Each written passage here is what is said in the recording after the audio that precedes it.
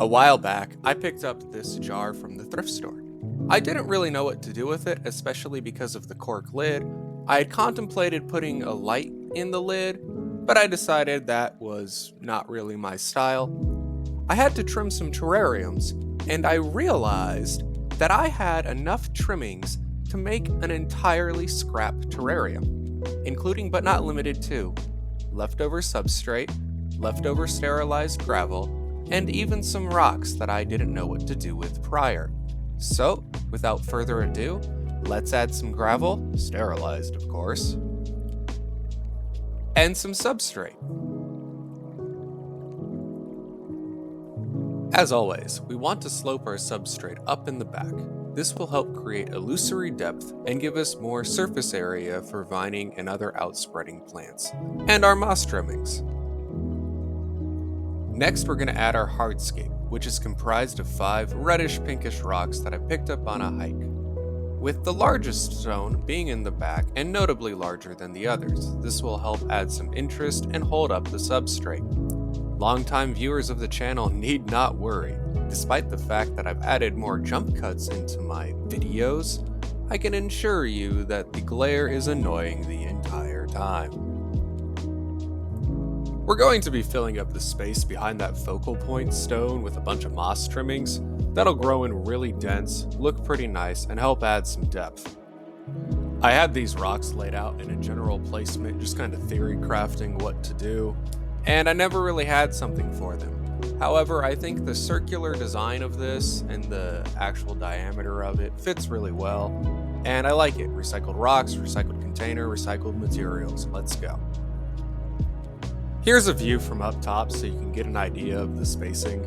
If I could go back in time, I probably would slightly alter it by a couple of millimeters here and there.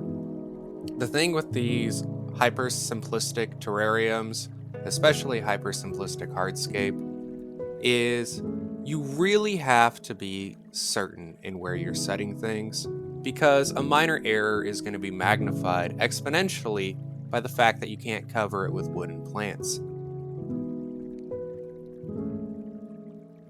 You want to kind of look at it the same way you look at Iwagumi aquascaping.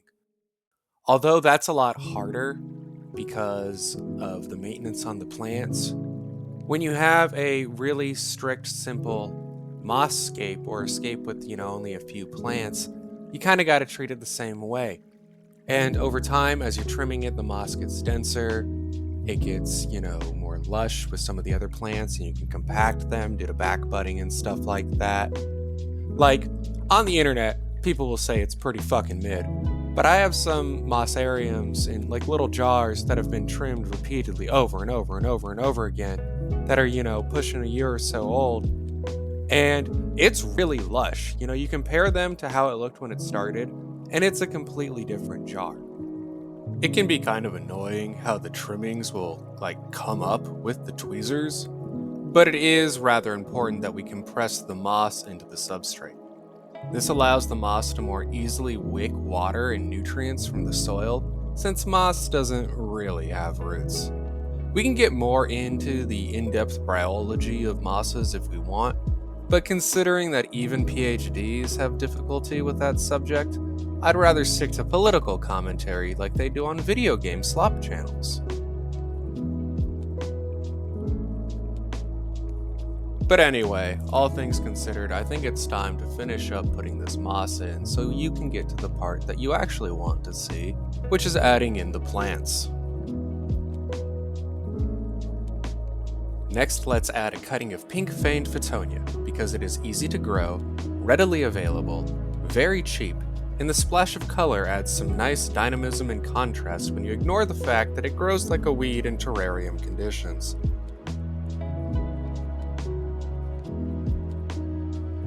Next, we're going to add some cuttings of red veined fittonia, and I think that color difference will look kind of nice.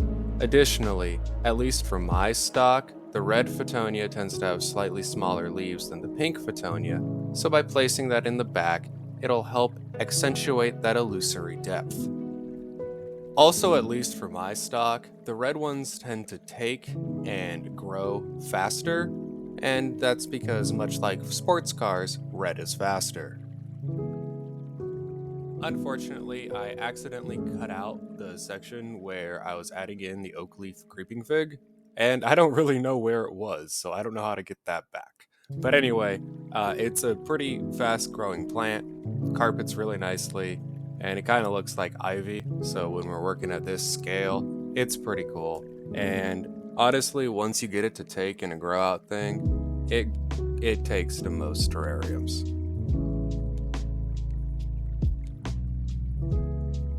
For a circular container and design like this, I kind of like to go for something I call symmetrical asymmetry, where the two sides are echoing each other, but not necessarily a direct mirror. If you have it too symmetrical or too asymmetrical, it'll kind of be off-putting. Now that everything's mostly where we want it, we're going to spritz it all down, get it nice and moist, and then wipe off the glass to get off any dirt, water, or any kind of residue we don't want. Now, much like in our previous video where in the square bottle moss garden we put the Fibonacci sequence on it to impress people on Reddit, what will really bring this terrarium to the next level is adding in a random Japanese phrase like a single rock iwagumi. My host family in Kyoto taught me a really cool phrase, which is "Watashi wa yotta baka desu," which they told me meant I love America. Make sure not to forget to add springtails into your terrarium, as they will help eat any mold, detritus, and they poop out fertilizer. They're also pretty cool. After all that, we're gonna cap it off with some plastic wrap, and then I'm gonna glue that cork lid to the bottom to give it a pretty nice base.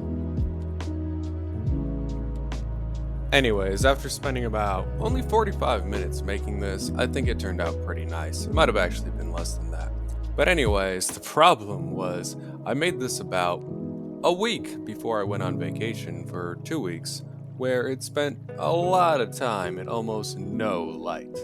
So let's see how we did. Alright, so we're back. Not too sure how well you can hear me, or if I'm even going to keep this in, because I record on my phone and don't have a microphone. Anyways, it's been probably about 40 days. I don't recall the exact date. But as you can see, there's some good growth on this red fittonia. Let's see if I can get in there. Yeah, you notice it's got some rooting over the rock. This other fittonia is getting some growth. This, and like I said, you know, these pink ones tend to grow a little bit slower, but much larger. Cats. This oak leaf creeping fig is doing all right. It's got some new growth. I don't think I showed you the one in the back here. That one's doing okay too. It's got a little bit darker in color. Just give you a top view. As you can see, the red fittonia kind of started shifting with its growth to center itself for some light. You also notice put this little figure in. It's one of the riders from Lord of the Rings set of Risk. I don't know how I still have some of these, because that came out a long time ago. But anyways, the moss forest floor thingy is doing all right. There's this little gap here where it doesn't get a lot of light, and that's to be understood. It's going okay in the back. It was kind of sprouting up like that one. And I've pushed it down, but it regrows. And you know, that helps keep the carpet dense. See back in there, you know, it's filling in all the gaps really nicely. Yeah, you know, I have some baby springtails in there too. So they've bred and are continuing. Just a little bit with so the glare is always present. A little bit with the maintenance of this thing. I got multiple cats. So it's like impossible to 100% get all the dust and cat fur and shit out of it. You can kind of probably even see some of it. Like even on my microfiber cloth, like, you know, I'll clean these with a microfiber cloth and there's dirt and hair and shit on the cloth. So, you know, I don't know. I'm sure you can clean those.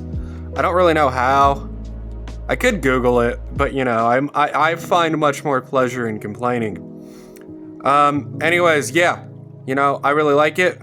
It's going okay. As you can see, you got to kind of plan out which plants you use because those fittonia grow much faster than the creeping fig. So when it is time to trim, oh shit, that could have been real bad. When it is time to trim, some of the first things that are going to go are those 2 big leaves, and then some of the leaves on the bottom on this one. Sorry, my cats are going crazy they like those silica packets and iodized. I don't know why, probably because they slide around. Anyways, oh yeah, and you can see some of the growth on the creeping fig there as it's come up. Yeah, I kind of feel like I'm yelling and then I keep forgetting to yell, blah, blah, blah, blah, blah, blah. Anyways, it's going all right. Looking forward to seeing how it progresses. But yeah, see you in the next one.